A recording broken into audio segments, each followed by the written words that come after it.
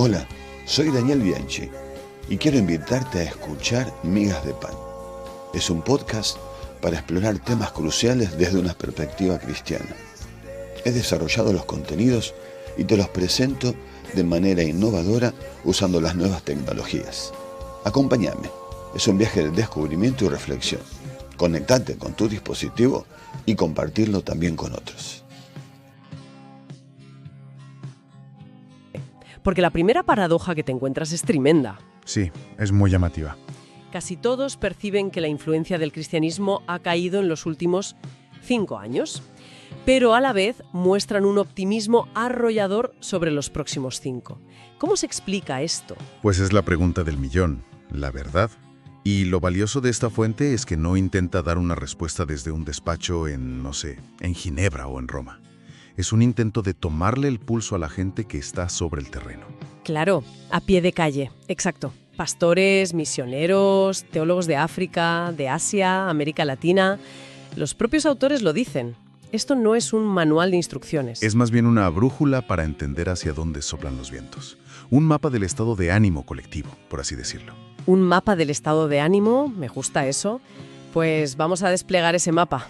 Queremos entender de dónde viene esa esperanza, qué motores la impulsan y sobre todo qué muros se está encontrando por el camino en un mundo que cambia a una velocidad de vértigo.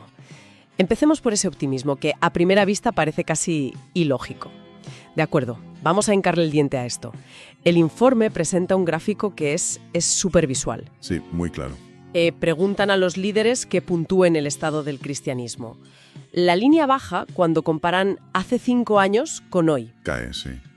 Pero es que luego se dispara hacia arriba cuando proyectan dentro de 5 años. Francamente, esto me choca. Con todo lo que leemos sobre secularización y crisis de fe, ¿de dónde sacan este optimismo? ¿El informe da alguna pista o es solo un sentimiento? Da varias pistas y son muy interesantes.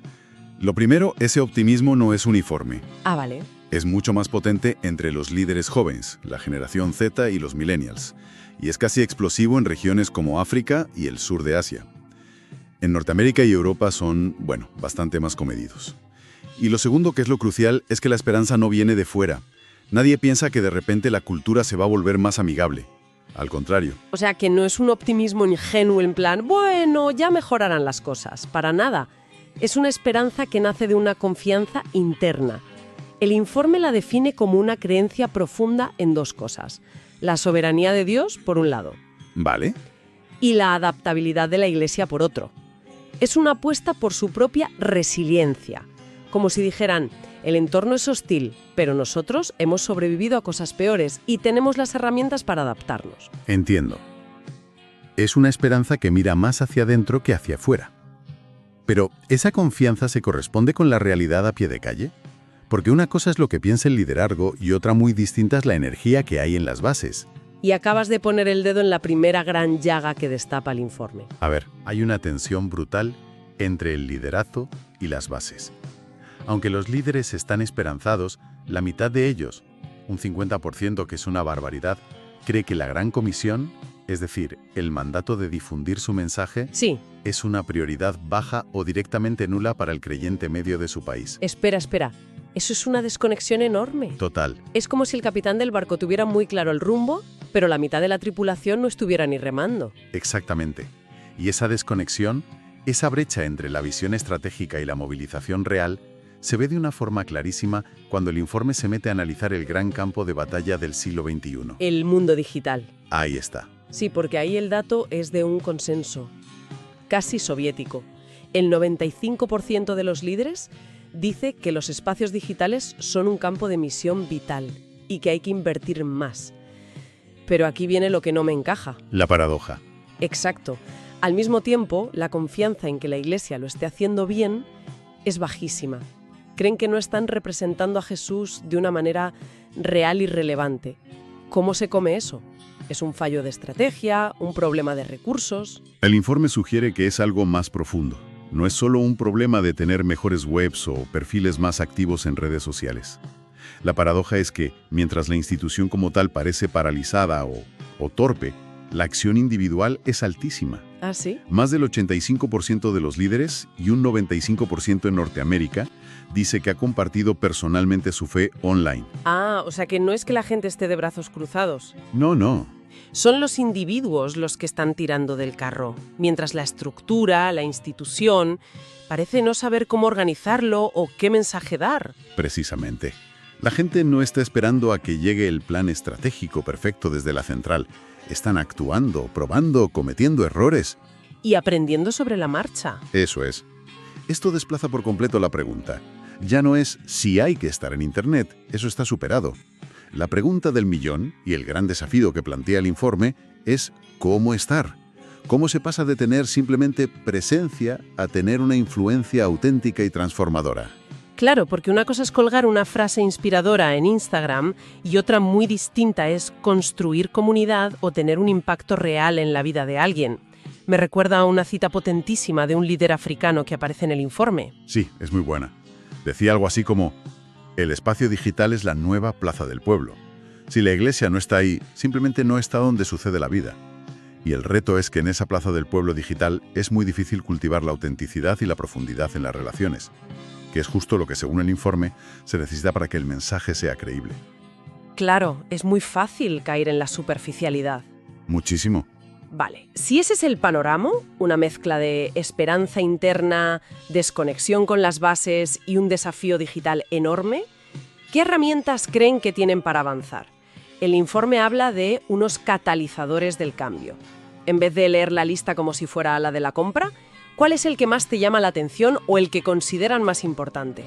El número 1, y por bastante diferencia, es la colaboración y las alianzas. Vale, colaboración. Esto puede sonar a jerga de empresa, pero en este contexto es revolucionario. Significa pasar de una mentalidad de competencia entre distintas denominaciones a una de sinergia obligada. Hay una frase de un participante de Asia del Sur que lo resume todo. A ver. La colaboración ya no es opcional, es obediencia. Es un cambio de chip total. Entiendo. La idea de que los desafíos son tan grandes que nadie puede enfrentarlos en solitario. ¿Y qué otros motores destacan? ¿Mencionan también algo llamado ministerio en el entorno laboral? ¿Qué es exactamente? ¿Significa simplemente hablar de fe en la oficina? Es más que eso. Se refiere a entender el lugar de trabajo no como un paréntesis en la vida cristiana, sino como el principal lugar donde se vive y se demuestra la fe. Y es especialmente importante en Occidente, en sociedades muy secularizadas, donde el trabajo es uno de los pocos puentes que quedan para tener conversaciones profundas. O para mostrar valores de forma práctica. Y creíble, exacto. En África o Asia, por ejemplo, le dan más importancia a otro catalizador, la creciente influencia del sur global. Reconocen que el centro de gravedad del cristianismo ya no está en Europa o Estados Unidos. Tiene sentido. Cada región tiene sus propias palancas. Pero claro, por cada uno de estos motores me imagino que el informe identifica un freno, y supongo que el secularismo es el gran villano de la película, ¿no? Sí, el secularismo aparece como la principal barrera externa. Pero lo que es realmente demoledor, y aquí es donde el informe se pone muy serio, Dime. es que los propios líderes ponen al mismo nivel o incluso por encima las barreras internas. Ah, sí. ¿Cómo cuáles? Concretamente, los fallos éticos de líderes cristianos y la polarización política dentro de las propias iglesias. Eso es muy fuerte. Están diciendo que el mayor enemigo no está fuera, sino dentro. Exacto. Están reconociendo que la pérdida de credibilidad es un obstáculo tan grande o más que cualquier presión cultural. Un pastor africano lo resume con un proverbio que te deja helado. Cuando el pastor cae, las ovejas se dispersan. Uf. Esto revela una conciencia muy clara de que la credibilidad del mensajero es absolutamente inseparable de la credibilidad del mensaje. Y esa falta de autoridad moral interna quizás explique por qué se sienten tan poco preparados para los grandes debates culturales de hoy. Claro, tiene lógica. Es difícil salir a hablar de inteligencia artificial, de debates sobre identidad o de la crisis de salud mental si sientes que tu propia casa no está en orden. Pero lo que me dejó de piedra del informe es lo que llama un punto ciego. Háblame de eso. De verdad, el grupo social al que menos creen estar llegando son los ricos. Suena chiste, pero lo dicen en serio. Totalmente en serio. Y es consistente en todas las regiones del mundo. Es un hallazgo que obliga a pensar mucho. ¿Pero por qué? El informe no da una única razón, pero podemos intuir varias. Quizás los enfoques tradicionales, a menudo centrados en la ayuda material o en la comunidad para gente que se siente sola, pues simplemente no funcionan en contextos de abundancia y autosuficiencia. Claro. O quizás hay una especie de complejo, una incomodidad para hablar de espiritualidad a gente que, aparentemente, lo tiene todo. Y eso es un problema estratégico tremendo, porque a menudo es el grupo con mayor influencia cultural, política y económica. Claro. No llegar a ellos tiene un efecto dominó sobre el resto de la sociedad. Un efecto dominó gigantesco. Y este no es el único punto ciego, ¿eh? El informe señala otras brechas preocupantes. Sienten que conectan relativamente bien con los adultos de mediana edad, pero que se les escapan tanto los jóvenes como los mayores. Vaya. Y también brechas sociales. Admiten un alcance muy limitado a personas con discapacidad o a comunidades de migrantes, o sea que, en el fondo, es una autocrítica bastante dura. A pesar de la aspiración universal de su mensaje, en la práctica reconocen que están llegando de forma muy desigual a la sociedad. Es una autocrítica brutal. Hay un dato que lo resume todo. A pesar de que llevan décadas hablando de los grupos no alcanzados, Sí. esos mismos grupos siguen obteniendo las puntuaciones más bajas en cuanto a compromiso efectivo. Reconocen que hay una brecha enorme entre la intención y la realidad. Entonces, si damos un paso atrás y miramos el cuadro completo que pinta este informe, el retrato que emerge es el de una institución global llena de contradicciones. Totalmente. Es optimista en un mundo pesimista. Está convencida de la importancia de lo digital, pero se siente torpe e irrelevante en ese espacio. Y tiene una visión global, pero se ve frenada por sus propios escándalos y divisiones internas. Es el retrato de un gigante que se siente a la vez fuerte y vulnerable. Fuerte en su convicción interna, pero muy vulnerable a los cambios culturales externos y sobre todo a sus propias debilidades. No hay respuestas fáciles en el informe, solo un diagnóstico muy honesto y muy complejo. Y ese diagnóstico, creo, nos deja con una reflexión final que va más allá de la religión y que nos interpela a todos. Así es, la preocupación central de estos líderes es cómo estar presentes de forma auténtica en las nuevas plazas del pueblo, ya sean digitales, culturales o económicas. Y esto nos deja con una pregunta flotando en el aire, para cualquiera que escuche. En un mundo cada vez más polarizado, lleno de cámaras de eco y de trincheras ideológicas, ¿qué significa realmente, para cualquier grupo, sea del tipo que sea, ofrecer un mensaje que intente construir puentes en vez de muros?